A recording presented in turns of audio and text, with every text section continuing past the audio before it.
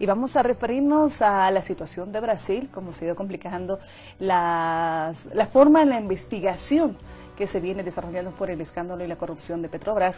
Y también en unos minutos vamos a referirnos al tema marítimo. Hoy nos acompaña Karen Longaric y a nosotros es un gusto que pueda compartir estos minutos en la vida de la televisión. Karen, buen día. Buen día, Gabriela. Igual para mí un gusto estar nuevamente contigo en este set de televisión. Karen, le decía, la situación en Brasil se ha complicado mucho. Estamos hablando de mandamientos de aprehensión, declaraciones, involucrar a personalidades que de repente tienen mucha fuerza en Brasil. Hablo de Luis Ignacio. Sí, efectivamente, ¿no? Creo que el mundo político internacional está atento a lo que vaya a ocurrir en el Brasil, particularmente con Lula. No olvidemos que Lula es un ícono de la revolución obrera, de una etapa en que él se constituye como el vanguardista de la lucha revolucionaria obrera en América Latina, pero además Lula ha sido reconocido a nivel mundial como una persona muy influyente, como un líder político muy destacado. Lo han dicho los medios de comunicación más importantes a nivel mundial. Lo ha dicho el presidente Barack Obama en determinado momento, reconociéndolo como efectivamente el político más influyente del mundo, ¿no? Entonces, todo esto pone atenta a la comunidad internacional, a la comunidad política, y todos quisieran ver a Lula al margen de este proceso de investigación y además salir incólume de ese proceso de investigación y de esas presuntas irregularidades que se tejen en contra. ¿Es la figura entonces de Lula da Silva en este caso? ¿Es lo que genera ya sea este tipo de reacciones, movilizaciones, el Partido de los Trabajadores, Karen, que tiene tanta trascendencia? Sí, el Partido de los Trabajadores, que en realidad, como bien decía, inicialmente a nivel de América Latina ha sido pues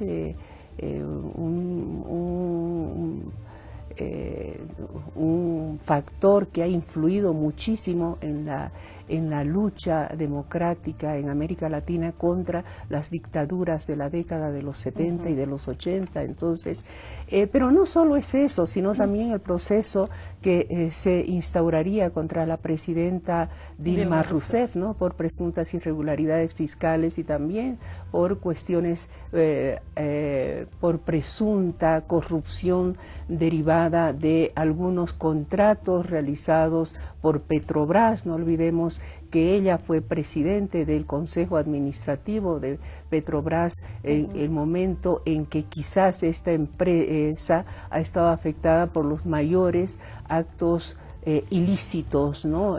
Contractuales. Entonces, este tema también, y obviamente se dice que en la actualidad es muy posible que Lula vaya a formar parte del gabinete ministerial de la presidenta Dilma Rousseff, ya sea como ministro de Relaciones Exteriores o como ministro de Economía, ¿no? Para poder un poco ¿cuánto es el aporte de esto? ¿Qué significaría lo que...? Bueno, la presencia de Lula, ¿no? Los analistas brasileros señalan dos aportes, ¿no? Uno, en primer lugar, ayudaría a evadir el proceso que aparentemente se viene contra Dilma Rousseff, calmar a la población de la exigencia de que Lula o de que Dilma Rousseff deje la presidencia, y por otra parte dicen también ayudaría para que Lula se ampare en un fuero diferente para ser investigado o en el peor de los casos procesado, porque en esa situación, siendo el ministro, tendría que ser, estaría ya en la jurisdicción del Supremo Tribunal de Justicia del Brasil y no en manos de la Fiscalía General. Karen, la situación de Brasil se complica porque esto ya viene de mucho antes, ¿no? La forma en la que se ha estructurado, cómo se ha invitado también a empresas privadas a que formen parte de esta inversión grande en Petrobras, y esto ha sido como que una cadena, si no me equivoco. Bueno, Petrobras es es la empresa más grande del Brasil, es la empresa bandera del Brasil, es una empresa paraestatal del Brasil que tiene y siempre tuvo mucha influencia en las determinaciones políticas de Itamaraty, de Planalto. Entonces, Petrobras es Petrobras. Y bueno, se ha involucrado en estas aparentes, bueno, no son aparentes, son 4.000 millones que están, de dólares que forman parte de ese paquete de actos de corrupción que ha involucrado no solamente a personeros del gobierno, ¿no?, sino también, bueno, a gente del poder legislativo, entre ellos está el presidente de la Cámara de Diputados, Cunha, pero también a empresarios prominentes de brasileros, ¿no? Karen, para cerrar este tema, ¿qué significa la situación de Brasil en el contexto de Latinoamérica y en el contexto de gobiernos progresistas? Bueno, yo creo que significa mucho. La situación del Brasil tiene una connotación internacional muy, muy fuerte, sobre todo un posible destituimiento o un impeachment en contra de la presidenta Dilma Rousseff, un posible proceso judicial contra Lula sería devastador para los partidos políticos progresistas de América Latina. No llamemos ya de izquierda porque ese término parecería que está en desuso, ¿no? Pero creo que tendría una fuerte repercusión a nivel mundial y para América Latina más aún, y para los gobiernos denominados del siglo XXI con mayor razón, aunque nunca se ha... Brasil se ha comprometido plena y absolutamente con ese movimiento de los gobiernos de izquierda del siglo XXI, los gobiernos socialistas del siglo XXI, ¿no es cierto? Un poco que Brasil ha estado siempre más allá de todo. Brasil ya ha estado jugando en la política mundial, de hecho, ha conformado los BRICS, ha sido parte del Consejo de Seguridad como miembro no permanente en muchas ocasiones. Pero hay ese acercamiento en las lides mundiales. Pero existe ese acercamiento con los países. Por supuesto que sí. La figura de Lula es muy fuerte en América Latina. Lula además candidato. Se lo ve como candidato. De repente tratar de neutralizar aquello, se decía en algún momento. No sé, la corrupción es muy evidente. Ojalá no llegue a él. Ojalá no. Pero también nos vamos a referir a la situación de nuestro país. Entre lunes y martes, Karen, se han reunido el equipo jurídico en La Haya para esto que va a significar la contramemoria, ¿no? La respuesta a la segunda parte, segunda ronda de alegatos y todo aquello. Sí, sí, efectivamente. En el mes de julio se cumple el plazo para que Chile presente su contramemoria. En ese sentido, el equipo jurídico boliviano, tengo entendido, viene trabajando, ¿no?, la posible respuesta que Bolivia vaya a dar a los términos de la contramemoria chilena. Obviamente que ya el equipo jurídico está preparado para esto, porque la contramemoria chilena responderá a la tesis chilena, negar la calidad jurídica de los actos unilaterales pronunciados por Chile en épocas pasadas, ¿no? De hecho, vamos a estar muy pendientes a posibles escenarios. Me imagino que eso es lo que se ha ido viendo también en la reunión. Bueno, lo que pasa es que el desenlace jurídico no va a ser inmediato, o el desenlace procesal, porque presentada la contramemoria por parte de Chile, la Corte Internacional de Justicia la correrá en traslado a el Estado boliviano analizará y responderá. Puede ser que la Corte amplíe los alegatos escritos, que son la memoria y la contramemoria, amplíe para que las partes puedan seguir aportando en una réplica y una dúplica de la memoria y contramemoria, la fase escrita, ¿no? Esto se resume también luego en una presentación de alegatos orales, igual que la primera vez. Concluida la fase escrita, que podría, como digo, extenderse hacia una réplica y una dúplica por escrito, recién se abre la fase oral. y en la fase oral vuelve a repetirse lo que vimos nosotros durante la primera instancia referida a las excepciones. Es decir, que ambas partes tendrán la posibilidad de defender sus tesis en una primera ronda y quizás en una segunda ronda que la Corte pueda proporcionarles. También en esta fase, en la fase escrita, la Corte podrá aperturar, ¿no?, un espacio para que las partes aporten pruebas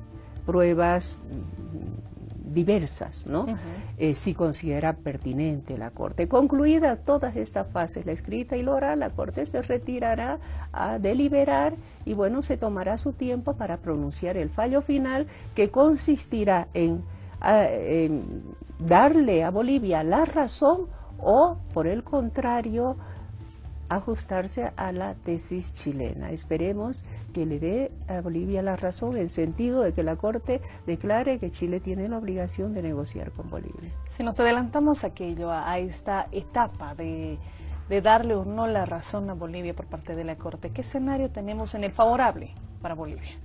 Bueno, tendríamos el escenario de que Chile tendría que avenirse al fallo de la Corte y sentarse a dialogar con Bolivia para iniciar un proceso de negociación donde ambas partes vayan a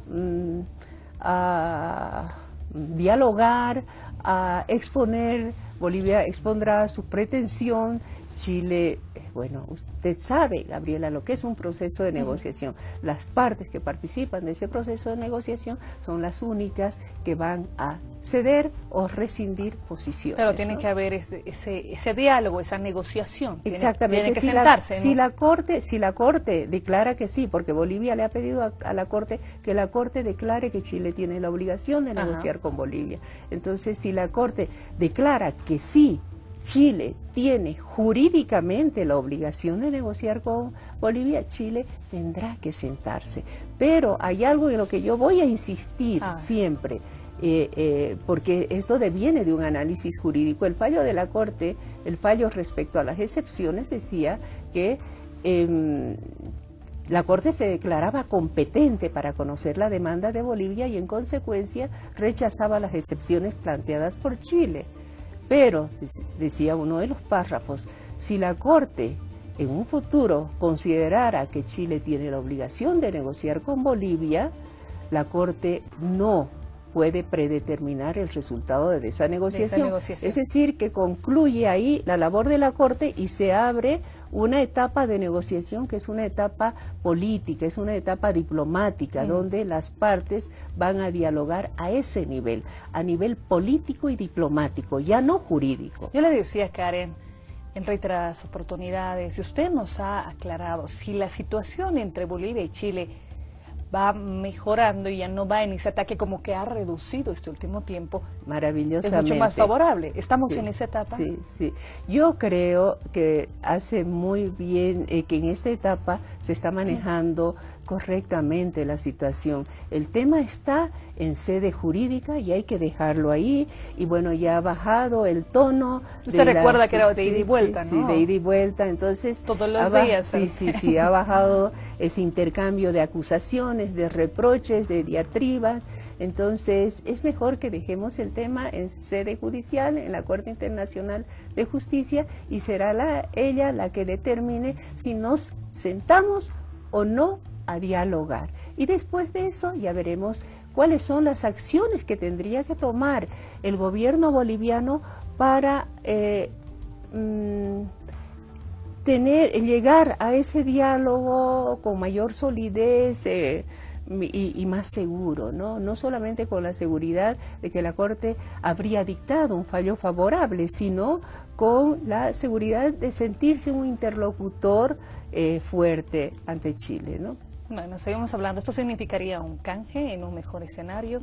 Bueno, eso se viene en adelante, ¿no? Eso pero hay vendrá más adelante, ¿no? Pero en todo proceso de negociación, desde aquel en que se negocian pequeñeces hasta aquel en que se negocian grandes intereses como son los intereses territoriales, ¿no? Las partes tienen que ceder posiciones, ceder exigencias, deslindar posiciones para llegar a una concertación favorable y equilibrada a los negociadores, ¿no? Ahora se habló del plan B también del gobierno, ¿no? ¿Qué tal? No nos va muy bien en este proceso, tenemos una segunda instancia. Esto todavía se tiene que manejar de manera prudente, esa segunda instancia, ir ante el tribunal también, no ante el tribunal de arbitraje. El tribunal de arbitraje no es para eso. El tribunal de arbitraje de la Corte Permanente de Arbitraje de La Haya, que es otro tribunal diferente, en realidad está previsto para dirimir controversias emergentes del incumplimiento del Tratado de 1904, pero eso no soluciona la mediterraneidad boliviana de ninguna manera. No hay otra instancia para solucionar el enclaustramiento boliviano. La única instancia siempre va a ser la instancia de la negociación, en mi criterio. Inclusive hoy, la única instancia es la de la negociación. La Corte dirá, siéntense a negociar, pero eso no quiere decir exactamente. No obliga el resultado de esta negociación. Hay que ir con fe, sí. Tenemos vocerías. Expresidentes de voceros, le digo. Está Carlos Mesa, ratificado, hubo una cierta polémica por aquello.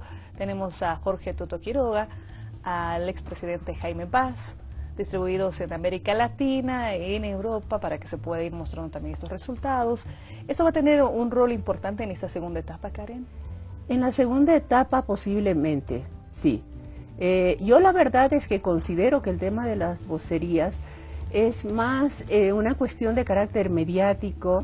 En realidad los voceros tienen la misión de ir e informar a nivel internacional de los antecedentes históricos de este problema, de este conflicto marítimo y del contenido de la demanda boliviana.